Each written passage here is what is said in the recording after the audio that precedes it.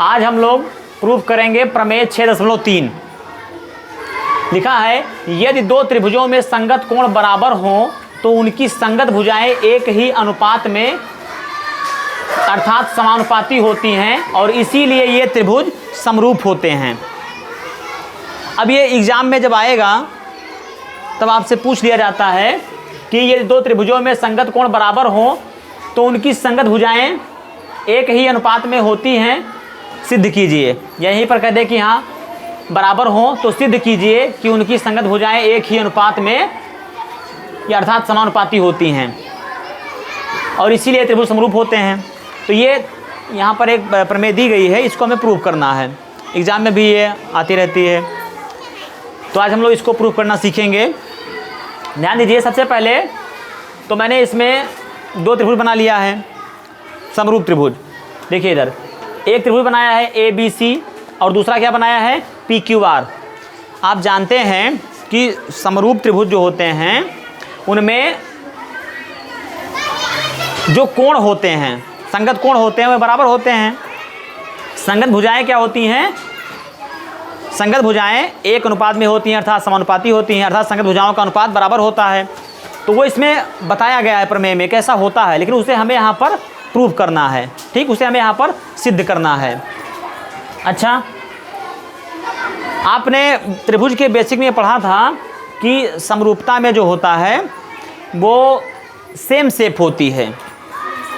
पहली कंडीशन क्या होती है कि सेम शेप होती है, size does not matter. Size का कोई मतलब नहीं होता, साइज बड़ी छोटी हो सकती है। तो देखिए मैंने एक छोटी साइज का बनाया है त्रिभुज और एक बड़ी साइज का बनाया है त्रिभुज। ये दिखने में तो एक जैसे हैं, समरूप हैं, ठीक, क्योंकि इनकी शेप देखो, इनकी आकृति जो है वो सेम है, इसलिए ये क्या है समरूप है। साइज का कोई मैटर नहीं होता, उसमें साइज का कोई मतलब नहीं, तो साइज छोटी बड़ी हो सकती है। तो ये छोटी साइज ले ली है मैंने, ये बड़ी ले ली है। ये दो समरूप त्रिभुज हैं ABC और PQR। अब इसी में हम प्रूव करेंगे। अब ये समरूप त्रिभुज तो हैं, लेकिन अब इसमें हमें सिद्ध क्या करना है कि जो इस भुजा का रेशियो है वो इस भुजा के रेशियो, मतलब इस भुजा का रेशियो और इस भुजा का रेशियो जो है वो इस भुजा का रेशियो और इस भुजा के रेशियो के बराबर है, और इस भुजा और इस भुजा के रेशियो के बराबर है। ये हमें प्रूव करना है, यानी इन तीनों भुजाओं का जो रेशियो है वो बराबर है। इस त्रिभुज की तीनों भुजाओं का रेशियो इस त्रिभुज की तीनों भुजाओं के रेशियो के बराबर है। ये हमें प्रूव करना है। तो लिखेंगे, सबसे पहले जो दिया उसको लिखेंगे। दिया है, क्या दिया गया है? समरूप त्रिभुज है ABC और PQR। तो लिख देंगे A त्रिभुज ABC समरूप है किसके? PQR के। ये दिया गया है। अब जब मतलब त्रिभुज ABC समरूप है किसके? त्रिभुज PQR के।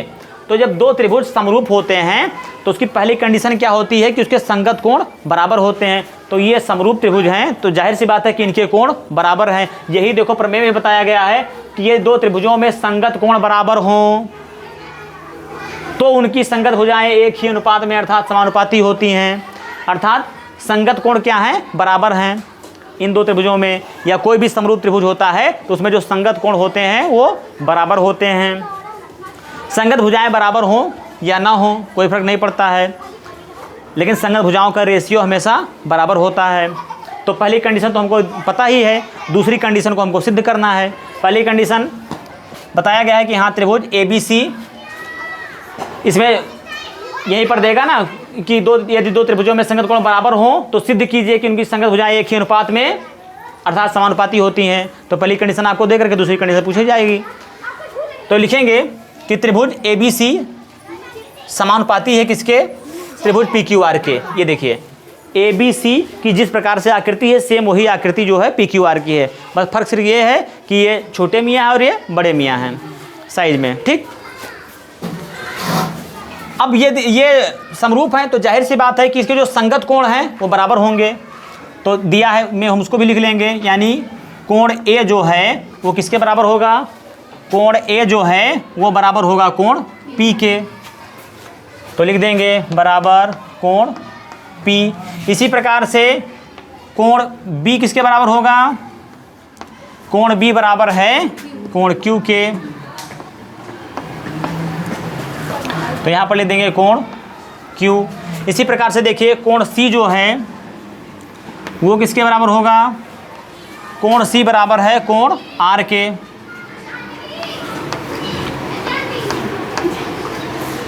कोण C और कोण R बराबर हैं। ये इतना हमको दिया गया है। मैंने आपको बताया था त्रिभुज के बेसिक वाले वीडियो में कि जैसे देखिए माना कि ये एक छोटी सी आकृति है, इसमें कोई भी एक कोण बन रहा है जितने भी डिग्री का, ठीक। यदि इन भुजाओं को और लंबी कर दिया जाए तो यह कोण कहीं बदल जाएगा? कोण तो वही है। तो वही चीज़, जितना कोण ये उतना ही कोण ये रहेगा, जितना कोण ये उतना, जितने डिग्री का उतने डिग्री का कोण ये रहेगा, जितने डिग्री का ये उतनी डिग्री का ये रहेगा। क्यों? क्योंकि ये समरूप हैं। और समरूप आकृतियों में क्या, समरूप त्रिभुजों में क्या होता है कि समरूप त्रिभुजों के जो संगत कोण होते हैं वो बराबर होते हैं, पहली कंडीशन होती है, ठीक। दूसरी कंडीशन होती है कि संगत भुजाओं के अनुपात बराबर होते हैं, और वही हमको सिद्ध करना है इसमें। तो ये इतना तो दिया गया है, हमने लिख दिया। अब इसके बाद में हमको जो सिद्ध करना है वो लिखेंगे। तो लिखेंगे कि सिद्ध करना है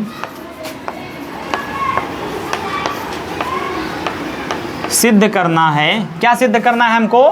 कि इन दोनों त्रिभुजों की जो संगत भुजाओं का अनुपात है, यानी AB का जो अनुपात PQ से है वो किसके बराबर है? वो AC बटे PR के बराबर है। इनका जो संगत भुजाओं का अनुपात है वो बराबर है, ये हमको सिद्ध करना है।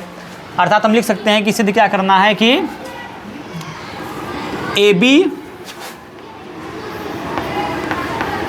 बटे में PQ बराबर है किसके? तो AC बटे PR के बराबर BC किसके बराबर है? BC का जो रेशियो है, BC का रेशियो QR के, BC और QR का जो रेशियो है वो भी इसके बराबर है, यानी BC बटे QR। ये हमको सिद्ध करना है, ठीक। कि ये हमें दिया गया है कि हाँ संगत कोण बराबर हों तो सिद्ध कीजिए कि संगत भुजाओं का जो अनुपात होता है वो बराबर होता है, ठीक। तो यही हमें सिद्ध करना है। और यही परिभाषा भी है कि समरूप त्रिभुजों में क्या होता है कि संगत कोण बराबर होते हैं और संगत भुजाओं का अनुपात बराबर होता है, ठीक। वही समरूप त्रिभुज होते हैं। तो उसी को हमको यहाँ पर सिद्ध करके दिखाना है कि हाँ ये कैसे। जैसे मैथ है ना, इसमें कोई भी चीज़ बताई गई कि ऐसी है तो क्यों ऐसी है, ठीक है। तो उसी को हम लोग यहाँ पर प्रूव कर रहे हैं कि हाँ ये ऐसा तो होता है लेकिन क्यों ऐसा होता है, तो सिद्ध करना है। ये हो गया, ये हमें पता है कि इसमें हमें सिद्ध करना है, क्या हमें, हमारा टारगेट क्या है, हमें सिद्ध क्या करना है। अब इसके बाद में लिखेंगे सिद्ध कैसे करेंगे, हमें इसमें रचना करनी पड़ेगी तभी हम सिद्ध कर पाएंगे। अभी देखो इसमें कहीं भी किसी भी त्रिभुज में कोई भी ऐसी रेखा है जो कि समांतर हो किसी रेखा के, नहीं है तो हम BPT भी नहीं लगा पाएंगे। भाई अभी तक हमने जो सीखा है, जो पढ़ा है, उसी का यूज करके हम इसमें सिद्ध करेंगे इसको। तो रचना करनी पड़ेगी, तो लिखेंगे रचना। अब रचना क्या करेंगे? तो रचना में हम लिखेंगे कि यहाँ पर इसमें हम रचना करेंगे, इस बड़े वाले त्रिभुज में हम रचना करेंगे। क्या रचना करेंगे? यहाँ पर PQ भुजा जो है इस त्रिभुज में हम AB के बराबर, AB की जितनी लेंथ है, यानी A से B की जितनी लंबाई है उतनी ही लंबाई पर यहाँ पर एक बिंदु ले लेंगे। तो इसकी लंबाई मुझे लग रहा है तकरीबन यहाँ से आएंगे तो ये देखो इसके बराबर बैठ रही ना, ये यहाँ पर ये एक बिंदु हमने यहाँ ले लिया, ठीक। इसी प्रकार से जितनी लंबाई इसकी है उतनी ही लंबाई यहाँ से माप करके हम यहाँ पर इसमें लेंगे, और जहाँ पर बराबर होगी लंबाई वहीं पर हम एक बिंदु यहाँ ले लेंगे, ठीक। अब इन दोनों बिंदुओं को आपस में मिला देंगे, ठीक। इन बिंदुओं का यहाँ पर नाम दे देंगे। यहाँ पर हमने ई नाम दे दिया इसका, इसका दे दिया एफ। ठीक, ये हमने रचना कर दी। अब जो हमने रचना किया है वही हम यहाँ पर लिख देंगे। क्या लिखेंगे? लिखेंगे कि पी क्यू पर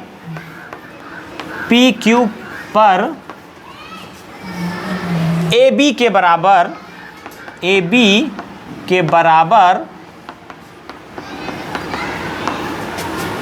एक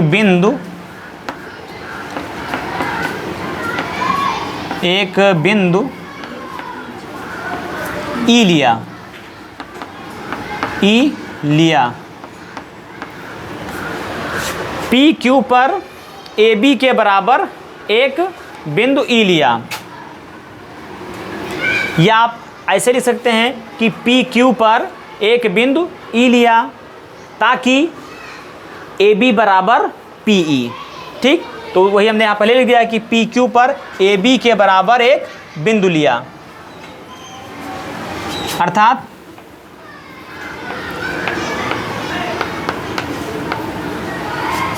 पी क्यू पर ए बी के बराबर, पी क्यू पर ए बी के बराबर हमने एक बिंदु ई लिया है। तो क्या हो जाएगा? ए बी की जितनी दूरी है, जितनी लंबाई है, ए से बी की जितनी लंबाई लेंथ है, उतनी लंबाई का तो हमने यहाँ लिया है। तो ए बी बराबर किसके हो जाएगा? पी के। तो वही यहाँ पर लिख देंगे कि पी क्यू पर ए बी के बराबर एक बिंदु ई लिया, अर्थात ए बी बराबर पी ई, तथा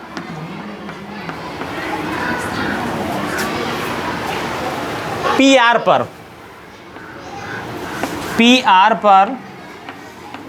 एक बिंदु एफ लिया ताकि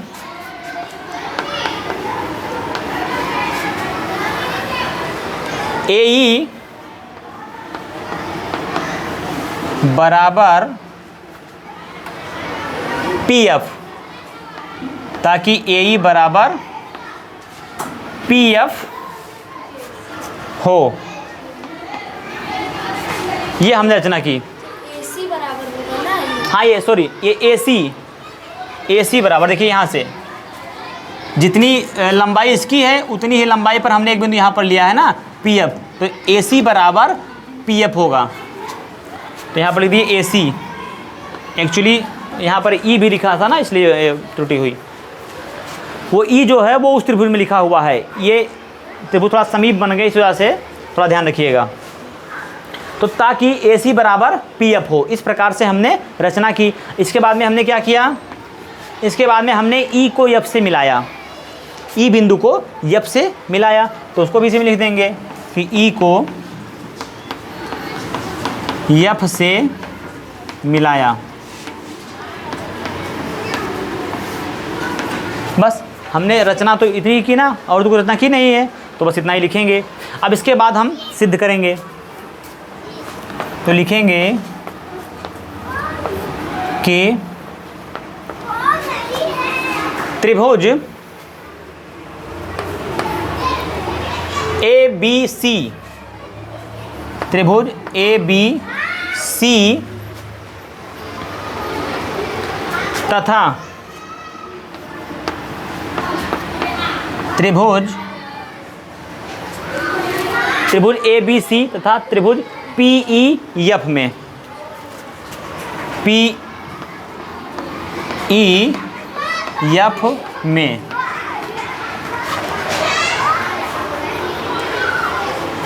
त्रिभुज ए बी सी तथा त्रिभुज पी ई एफ में ए बी बराबर पी ई, ए बी बराबर पी ई। देखो यहाँ हमने रचना की थी ना, इसका रीजन दे देंगे। क्यों? हमने रचना की है, रचना की, राइट। ए बी बराबर पी ई। इसके अलावा कोण ए बराबर है कोण पी के, कोण ए बराबर है कोण पी के, क्यों? दिया गया है, पहले से ही दिया गया है। देखो कोण ए बराबर कोण पी पहले से दिया गया है, अर्थात ये वाला कोण बराबर है इसके। इसी प्रकार से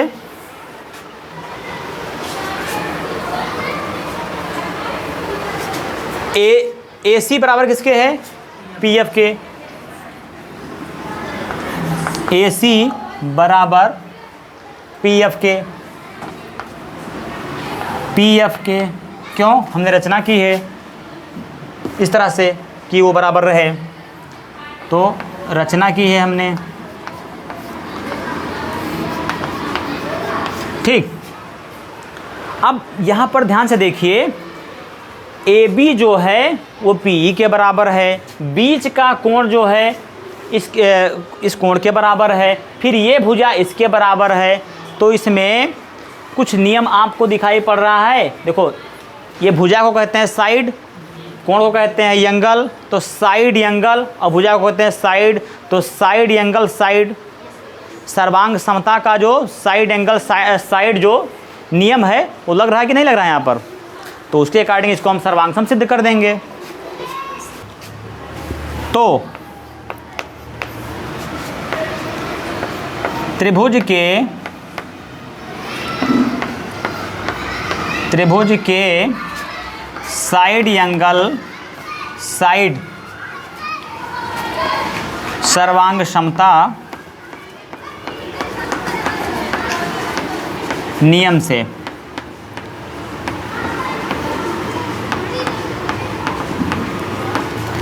त्रिभुज के साइड एंगल साइड सर्वांग समता नियम से अभी हमने देखा कि ये साइड इस साइड के बराबर है, बीच का कोण इसके बराबर है, और फिर ये साइड इसके बराबर है, तो साइड एंगल साइड बराबर है ना। तो त्रिभुज के साइड एंगल साइड सर्वांग समता नियम से हम कह सकते हैं या लिख सकते हैं कि त्रिभुज ए बी सी सर्वांग सम है किसके?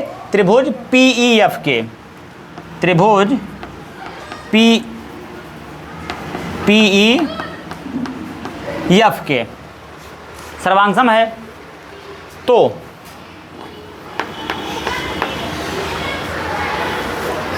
सर्वांग सम है यदि, ये हमने सिद्ध कर दिया।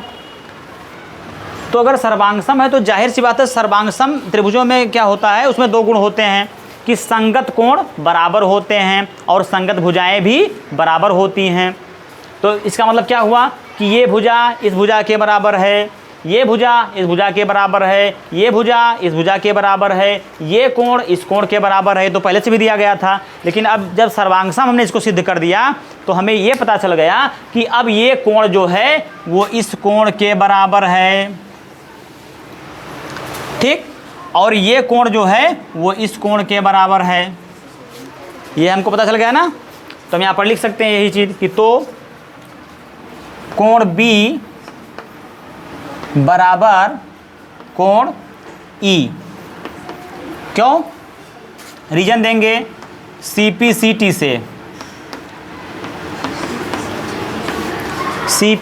से, यानी कि corresponding part of congruent triangle, यानी कि सर्वांग सम त्रिभुजों के जो संगत भुजाएं होती हैं या संगत कोण होते हैं वह क्या होते हैं? बराबर होते हैं। तो उसको शॉर्टकट में CPCT कहा जाता है। जैसे थेल्स प्रमेय को BPT कहते हैं, वैसे ही इसको CPCT लिख देते हैं, ठीक है। तो इसके अकॉर्डिंग क्या होगा कि हाँ कोण B कोण E के बराबर होगा, और कोण जो C है ये किसके बराबर है? हो जाएगा कोण F के। कोण C बराबर कोण F के। इसका भी रीजन यही होगा CPCT से, यानी corresponding part of congruent triangle, यानी सर्वांग सम त्रिभुजों के संगत भुजाओं या मतलब संगत भाग जो होते हैं उनके नियम के मुताबिक, ठीक है। ये आप CPCT पढ़ चुके हैं 9th में ना, तो उसका भी यूज हो रहा है। 9th जो है ये आधार है 10th का, तो उसका कहीं ना कहीं सारा लेना ही पड़ेगा। तो CPCT से,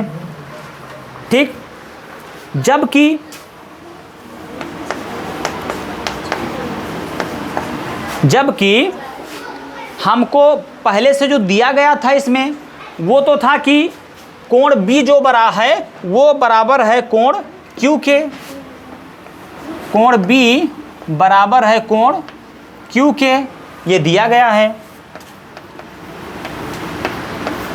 दिया गया है, ठीक। तथा कोण सी जो है वो कोण आर के बराबर है, कोण सी जो है वो कोण आर के बराबर है, ये भी दिया गया है, पहले से ही दिया गया है। तो अब इसमें देखिए कॉमन क्या हमें मिला, कोण बी का मान हमने अभी देखा कितना आया, कोण ई के बराबर, कोण सी का आया कोण एफ के बराबर, अभी भी जब हमने इसको सर्वांग सिद्ध किया। इसके बाद में मतलब हमने क्या यहाँ पे लिखा कि जबकि हमको पहले से इसमें दिया गया था क्वेश्चन में ही कि कोण बी जो है वो कोण क्यू के बराबर है, यानी इसके बराबर है। अभी हमने क्या देखा कि ये सर्वांगसम हो गए तो क्या हमने देखा कि ये कोण इसके बराबर है, ये कोण इसके बराबर है, जबकि शुरुआत से ही दिया गया है क्वेश्चन में कि कोण बी कोण क्यू के बराबर है, कोण सी जो है वो कोण आर के बराबर है, ठीक। तो यहाँ पर देखिए कोण बी कोण ई के भी बराबर है और कोण बी कोण क्यू के भी बराबर है, तो हम लिख सकते हैं ना कि कोण ई और कोण क्यू भी बराबर होंगे आपस में। तो लिखेंगे तो कोण ई बराबर होगा कोण क्यू के, कोण ई बराबर कोण क्यू के, तथा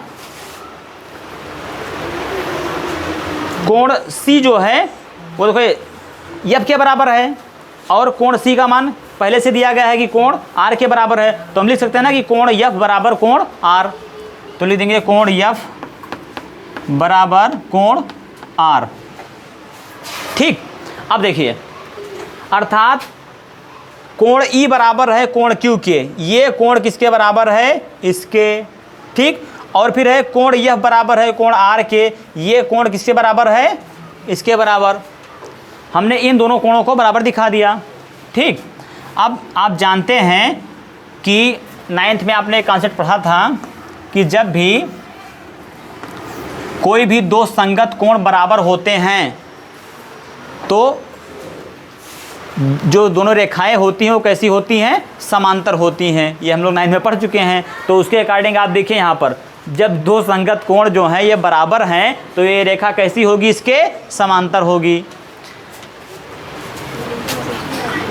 इसलिए हम यहाँ पर लिख सकते हैं अतः EF जो है वो समांतर है किसके, QR के, ठीक। हमने EF और QR को समांतर दिखा दिया। अब अगर EF और QR समांतर हमको मिल गई इस त्रिभुज में, अभी तक हमें पता ही नहीं था कि हाँ ये इसके समांतर है कि नहीं है, ठीक। हमने इसके बराबर रेखा खींची थी यहाँ पर, इसके बराबर एक वाली खींची थी इधर, अब पता नहीं कहीं ऊपर नीचे थोड़ी सी इधर हो गई हो, ठीक। तो हमें कैसे पता कि हाँ ये समांतर है, तो इसको हमने यहाँ पर दिखा दिया कि हाँ इस प्रकार से जब हमने इसको पहले सर्वांगसम सिद्ध किया और फिर हमने देखा कि हाँ इसके संगत कोण जो है बराबर है, अर्थात ये एक समांतर रेखा है EF और QR, तो वो हमने सिद्ध कर दिया। अब इसके बाद में क्या करेंगे कि अगर EF और QR समांतर हैं तो क्या हो जाएगा कि इसमें अब हम BPT लगा सकते हैं। कैसे, देखो जब ये समांतर हो गई रेखा इसके तो PE बटे EQ बराबर होगा किसके, PF बटे FR के, PF बटे FR के। ये हम लोग पढ़ चुके हैं BPT का रूल अभी पिछली प्रमेय में, ये इसके बराबर होगा, ये क्लियर है। अब अगर ये इसके बराबर है तो हमको चाहिए क्या था, हमको सिद्ध करना था कि AB बटे PQ, हमको सिद्ध करना था कि AB बटे PQ बराबर है AC बटे PR के और बराबर है BC बटे QR के। तो अभी तो इसमें हमको ऊपर मिल रहा है PE, नीचे मिल रहा है EQ, यहाँ पर क्या है, यहाँ पर ना तो ऊपर AB है और ना ही नीचे EQ है। लेकिन अब ज़रा ध्यान से आप देखिए AB जो है वो किसके बराबर है? तो ए बी बराबर है पी ई के, और ऊपर हमको क्या मिल गया है? P E. तो पी को क्या हम ए बी नहीं लिख सकते हैं जब बराबर है? जहाँ पी लिखा वहाँ पर इसको लिख सकते हैं। तो ऊपर वाला तो हमको मिल गया, नीचे वाला भी हमको नहीं मिला। ठीक, ऐसे इधर देखो पी एफ जो है वो किसके बराबर है? ए सी के। यहाँ पर भी हमको ए सी लाना है, तो हम जब चाहें तब इसको ए सी लिख दें जहाँ पर पी एफ लिखा है। तो ऊपर वाला तो मिल गया, अब नीचे वाला हमको लाना है कि पी क्यू और पी आर इसमें कहाँ से हम लेकर के आएँ। तो क्या करेंगे? वही काम जो क्वेश्चन नंबर 3 में किया था, उसमें प्रश्नावली 6.2 में, कि व्युत्क्रमित करके एक जोड़ दिया गया था, तो जोड़ दीजिए। तो लिखेंगे, देखिए इसको व्युत्क्रमित कर दीजिए, रेसिप्रोकल कर दीजिए दोनों पक्षों का, तो ये हो जाएगा ई क्यू बटे पी। ठीक, और इसमें एक जोड़ दीजिए +1। इसी प्रकार से बराबर इसको भी व्युत्क्रमित कर दीजिए, तो ये हो जाएगा एफ आर बटे पी एफ, इसमें भी +1 कर दीजिए, और इसका रीजन दे दीजिए कि व्युत्क्रमित करके व्युत्क्रमित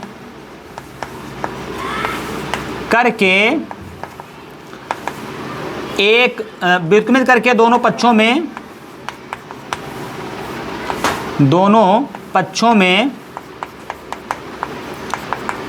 एक जोड़ने पर, ये रीजन दे देंगे। व्युत्क्रमित का आप चाहो तो रेसिप्रोकल लिख दो इंग्लिश में। इसको व्युत्क्रमित करके दोनों पक्षों में एक जोड़ दें, ये हो जाएगा कि E Q plus P E गुणे 1, तो हो जाएगा पी ई कुल के बटे में पी ई। इधर ये हो गया, मीन्स देखो यहाँ पर 1 के बटे में क्या है? 1 ही तो है, जब क्रॉस मल्टीप्लाई करेंगे इनके बीच में तो ये तो होगा 1 गुणे ई क्यू, तो हो गया ई क्यू, फिर प्लस का चिन्ह लगा दिया, पी का गुणा 1 से होगा तो हो जाएगा पी, और कुल के बटे में पी गुणे 1, तो कितना हो जाएगा? पी। तो उसको आप सीधे सीधे लिख सकते हो बराबर।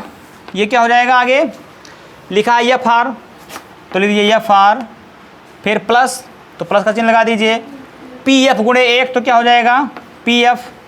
इसका गुणा जब इससे होगा तो क्या हो जाएगा?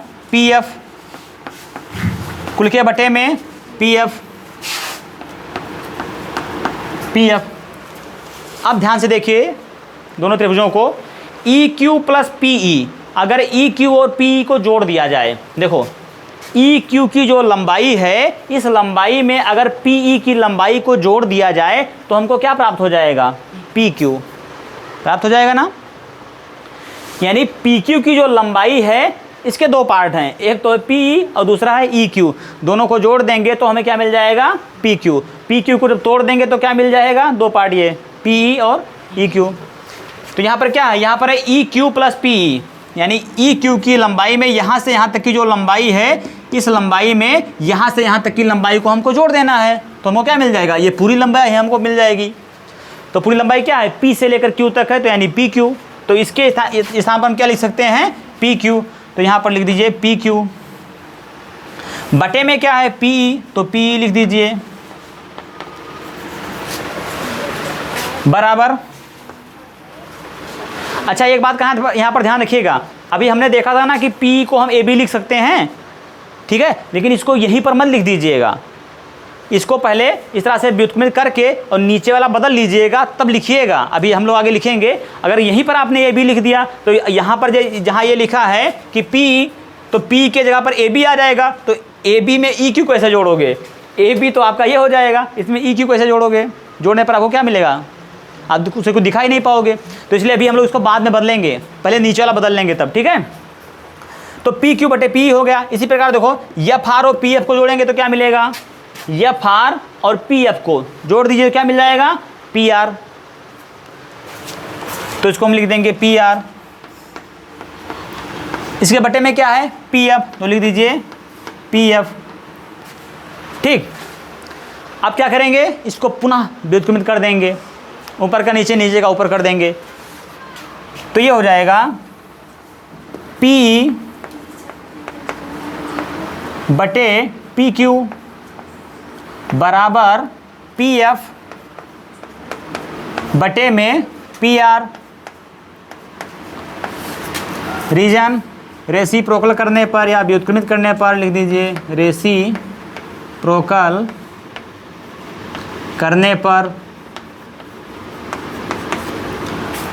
हमको ये प्राप्त हो गया। अब ध्यान दीजिए, जहाँ पर PE लिखा है वहाँ पर हम क्या लिख सकते हैं, PE की लंबाई AB की लंबाई के बराबर है। ठीक, तो जहाँ पर PE लिखा है वहाँ पर हम AB लिख सकते हैं, तो वहाँ पर हम लिख देंगे AB, और बटे में क्या है PQ, तो PQ लिखा रहने दीजिए, बराबर जहाँ पर PF लिखा है, जहाँ पर PF लिखा है वहाँ पर हम क्या लिख सकते हैं AC, क्योंकि इसकी लंबाई बराबर है, तो लिख देंगे AC बटे में AC बटे PR। ठीक, अब देखिए हमको सिद्ध क्या करना था, हमको यही तो सिद्ध करना था ना कि AB बटे PQ, तो AB बटे PQ बराबर AC बटे PR, तो AC बटे PR यहाँ मिल गया। ठीक, अब ये तीसरा, जब ये दो बराबर हैं तो जाहिर सी बात है कि तीसरी वाली भुजा का भी रेशियो बराबर ही है, बराबर ही होगा। अब उसको हमें सिद्ध करने की ज़रूरत नहीं है, अदरवाइज फिर से आपको पुनः यही इतना काम करना पड़ेगा। क्या करेंगे तब उसमें, हम जब इसको सिद्ध करेंगे, पहले इसको लिख देते हैं AB बराबर AB बटे PQ बराबर AC बटे PR।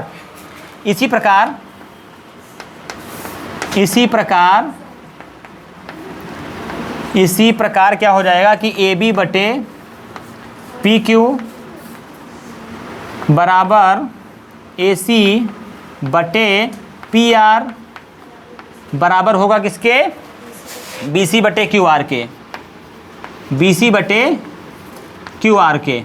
अब ध्यान से देखिए, अभी यहाँ पर आपने सिद्ध किया तो क्या आ गया, यहाँ पर आया कि AB बटे PQ बराबर AC बटे PR, तो इसको पर लिख देते हैं, यहाँ पर ये प्रूव्ड हो चुका है।